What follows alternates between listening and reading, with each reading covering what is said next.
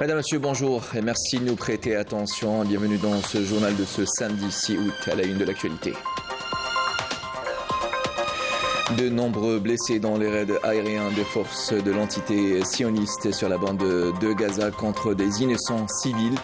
L'Algérie, de son côté, condamne fermement l'agression brutale et exprime sa profonde préoccupation face à cette dangereuse escalade qui s'ajoute à une série interminable de violations des chartes et décisions internationales.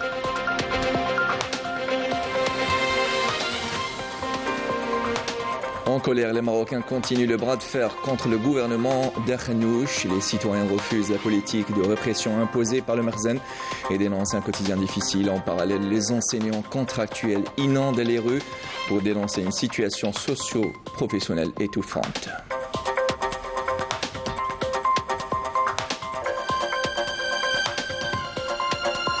Et le soutien absolu des représentants des délégations prenant part au 4e congrès de l'Union des étudiants de Serhi El-Hamra et Oued El-Dahab au droit du peuple sahraoui à l'indépendance.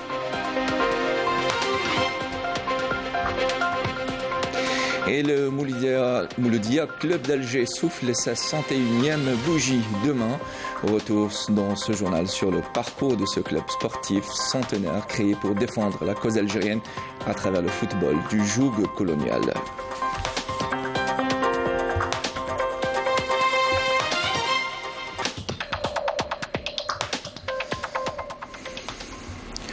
Bienvenue à vous tous. Les raids de l'armée d'occupation de l'entité sioniste poursuivent sur la bande de Gaza.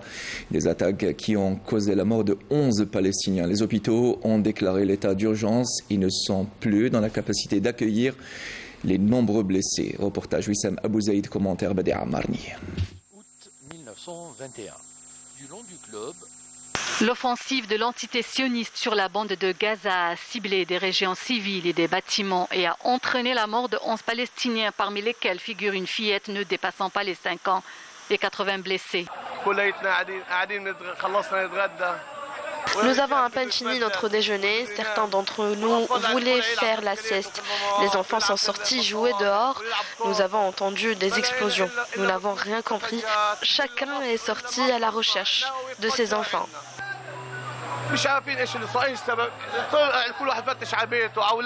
Ces frappes aériennes ont accentué la colère des Palestiniens après l'assassinat d'un des leaders de la résistance palestinienne à Al-Quds occupée et ont promis une réponse à cet assassinat.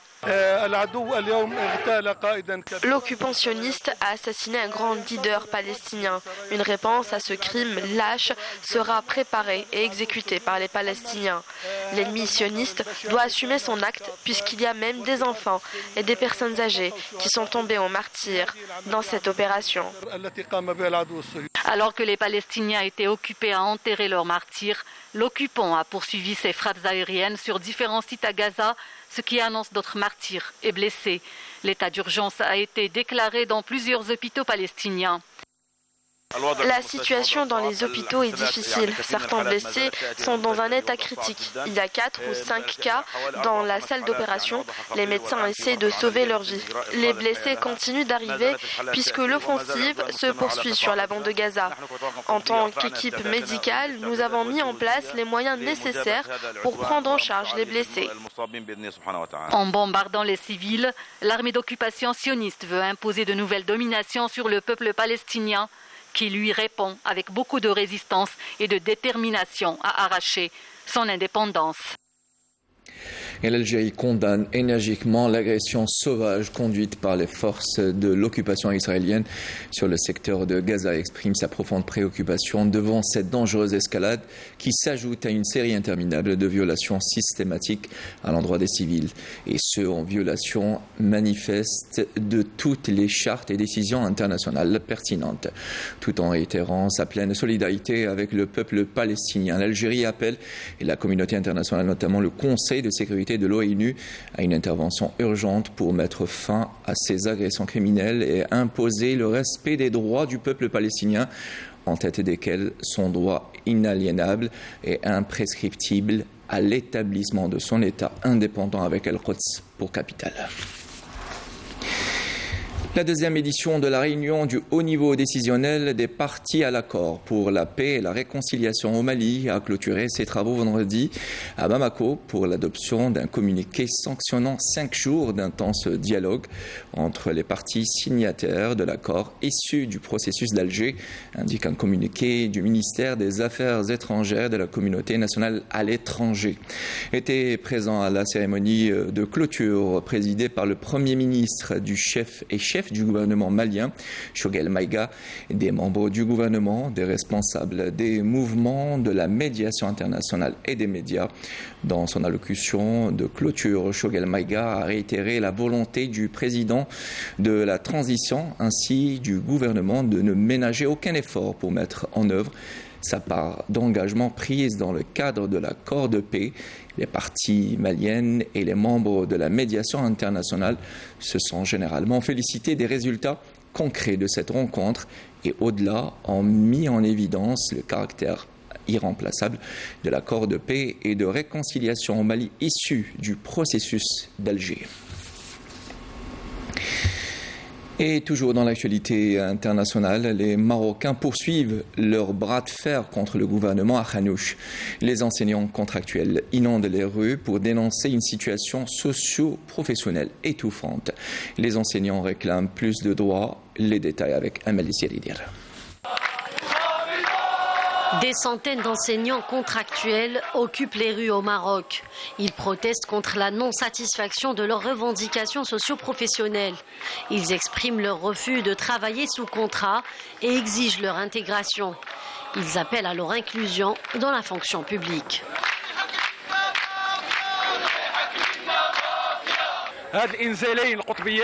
كيجوا في سياق مواصله التنسيقيه الوطنيه الذين فرض عليهم التعاقد لمعركتها النضاليه العادله والمشروعه من اجل الادماج في اسلاك الوظيفه العموميه واسقاط التعاقد المشؤوم الذي لم يدخل الى الاحتجاج لقطاع التربيه والتكوين.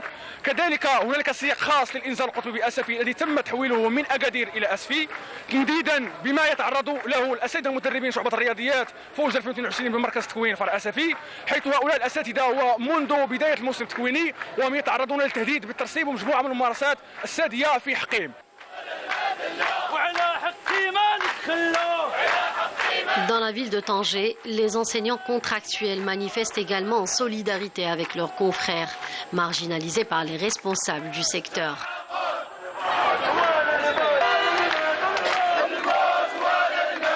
نؤكد بالضرورة كون أننا لازلنا نرفض أي نظام أساسي يكون خارج الوظيفة العمومية، بمعنى النظام الأساسي الذي يؤدي بنا بالضرورة إلى تقريبنا إلى قانون الشغل. هذا النظام الأساسي من هذا النوع مرفوض رفضا تاما أولا. ثانيا نحن لسنا يعني ما باغينش واحد المضمون أساسي ولا حلول معينة، ولكن الحلول اللي كتخدم القضية الأساسية هي بقاء المدرسة العمومية بمجانيتها، بقائها بصفتها العمومية. ثانيا عدم التفييع من داخل الفئات والاطر التعليميه. ثالثا الاساسي انه الحوارات الماراثونيه نرفضها رفضا باتا. ورابعا نؤكد كون ان السقف الزمني الذي اتفقت النقابات والوزاره الوصيه يعني عليه تم يعني التجاوز ديالو، وهذا كيطرح ألف تساؤل. Le ras-le-bol des Marocains est généralisé. Les manifestants se disent plus que jamais déterminés à dénoncer la politique du Marzen et réclament le départ de Khanouch.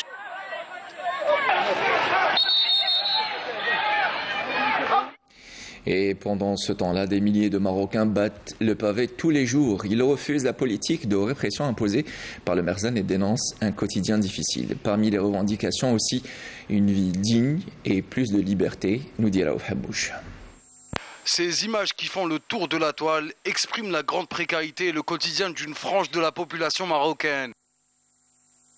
En effet, c'est plus du quart de la population qui vit sous le seuil de la pauvreté sans protection sociale ou presque. Ils sont soumis aux effets combinés des sécheresses et du manque d'eau. D'autres formes de précarité sont aussi présentes et persistantes, comme l'accès à la santé, à l'éducation et au logement.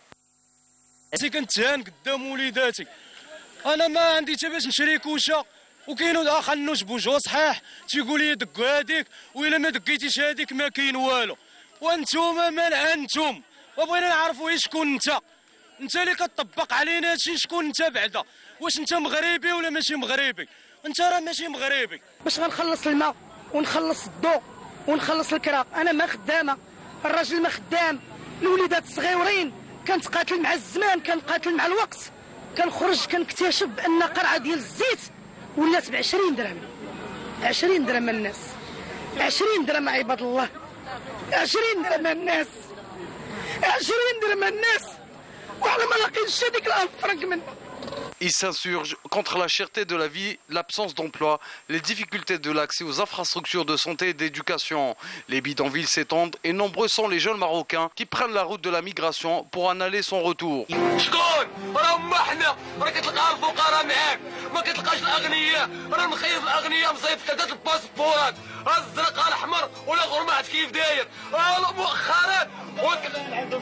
جريدة إسبانية كشفت أن جميع الوزراء عندها كيخبيو الفلوس واش حنا فينا نمشيو عطاونا جنسية نمشيو بحالاتنا والله ما نبقاو نهضروا معاكم بالله والله لا عرفنا المغرب وأمي بحيدك الواو مرارة ومشيت ناخذ لها الدم قال لي ميزي اللي كيقول لك حق الدم اجي نتبرعوا 50 درهم موجود الله والسلام 50 درهم تحشم تعمل 30 درهم والله تتحشم. مشكل في المغاربه ما كيهضرش على حقهم هنا فين كاين المشكل اما العالم راه السوق الدوليه طايحه المغرب ما طايحش باقي حنا نطيحوا راه بنادم ميت بالجوع حاليا وزاد كمل اخنوش هادشي راه ماشي معقول زيدوا بشي حاجه اللي دخلوا مدارس دخلوا مستشفيات هادشي اللي خصهم يتزاد اما باش يتزاد هادشي الزيت والسكر وداكشي راه ماشي معقول هادشي وهادشي كثر بزاف. Ces derniers mois, les degrés de mobilisation autour de causes sociales ont atteint un niveau sans précédent, avec une revendication phare, le départ du Premier ministre marocain. Et au camp des réfugiés sahraouis, les représentants des délégations prenant part à cette quatrième congrès de l'Union des étudiants de Sari al-Hamra et Oued Dahab ont affirmé leur soutien absolu au droit du peuple sahraoui à l'indépendance, nous dit Meriem Demis. Le 4e congrès de l'Union des étudiants de Sari al-Hamra et Oued Dahab a été marqué cette année par une forte participation des étudiants étrangers, tous solidaires avec la cause sahraoui. Ce congrès est la voix du jeune étudiant sahraoui. Grâce à ce congrès, nous pouvons exprimer librement notre opinion. L'étudiant sahraoui, l'ambassadeur de la question sahraoui, c'est pour cette raison que ce congrès joue un rôle primordial pour la sensibilisation des étudiants. Le 4e congrès de l'Union des étudiants de Sari al-Hamra est une étape importante dans l'histoire de la lutte du peuple sahraoui. Les participants ont convenu de la nécessité d'élargir l'élan de solidarité et de parvenir rapidement à une solution au droit de l'autodétermination du peuple sahraoui. À venir rencontrer donc les militants, les politiques et les associations concernant la situation, entre la situation qui est politique et même militaire.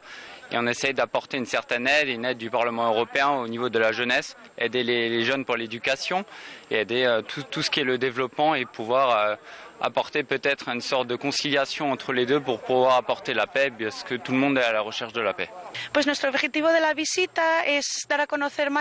L'objectif de notre visite est de connaître les préoccupations du peuple sahraoui, faire valoir ses revendications auprès de l'Union européenne. Notre mission est également de lister les besoins du peuple sahraoui et de voir comment nous pouvons aider les étudiants et les enfants. Nous n'allons épargner aucun effort pour aider le peuple sahraoui dans sa lutte. Aquí necesitan nuestro apoyo, nuestra ayuda y por nuestra parte nos vamos a dejar a un lado y hemos venido aquí sobre todo a poder amplificar la voz de los saharauis a toda Europa. My presence here is to convey the message from our president Je suis porteur d'un message de la part de notre président sud-africain et de la part de notre ambassadeur en Algérie. Un message de solidarité avec le peuple sahraoui qui fait face à une occupation illégale du Maroc. Ce soutien se traduit par un appui moral et logistique afin de permettre à la race d'obtenir son indépendance. Le peuple sahraoui a le droit à l'indépendance et à retrouver son intégrité territoriale. Ce peuple fait face à une occupation illégale depuis 1975. Le Front du Polisario affirme l'importance de ce congrès et le rôle que joue l'Union des étudiants dans le soutien à l'armée sahraoui. L'étudiant sahraoui n'a pas baissé les bras et il poursuit toujours sa lutte contre l'occupant marocain. Nous sommes fiers d'accueillir ces délégations d'étudiants qui arrivent des 4 coins du monde. Cette rencontre est une étape importante qui traduit la mobilisation internationale avec la cause sahraoui et la résistance du peuple sahraoui pour arracher son indépendance.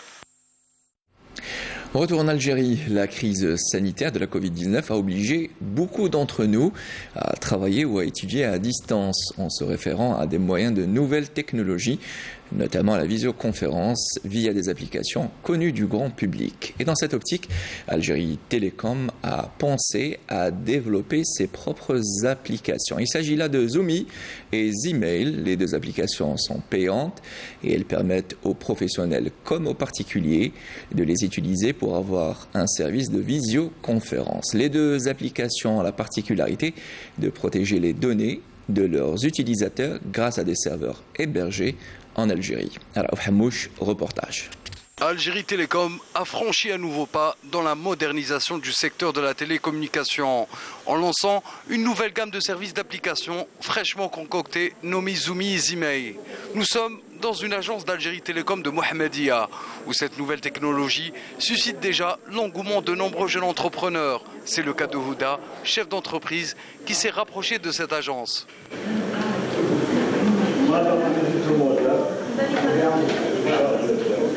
Bonjour madame. Merci beaucoup. Je suis intéressée par la nouvelle offre d'Algérie Télécom, Zoomi. Est-ce que vous pouvez me donner plus de détails sur la fonctionnalité de cette solution et les prix accessibles? Zoomi, c'est un produit d'Algérie Télécom. C'est une solution d'appel et visioconférence qui repose sur la technologie Zoom, destinée au grand public avec des cartes de recharge disponibles au niveau de nos agences. Pour les tarifs, ça dépend selon les besoins du client. Il y a ceux de 600 dinars pour 7 jours, 2300 dinars pour 30 jours et 13 000 dinars pour 180 jours. Je suis intéressée par la nouvelle offre d'Algérie Télécom en qualité-prix et fonctionnalité. Donc je vais acheter maintenant une recharge d'une semaine, 600 dinars. Dans un souci de travail de proximité et pour se rapprocher davantage du citoyen et satisfaire les besoins de sa clientèle, les agences d'Algérie Télécom ont déployé des efforts considérables afin de moderniser le secteur. Objectif, offrir un meilleur service aux citoyens.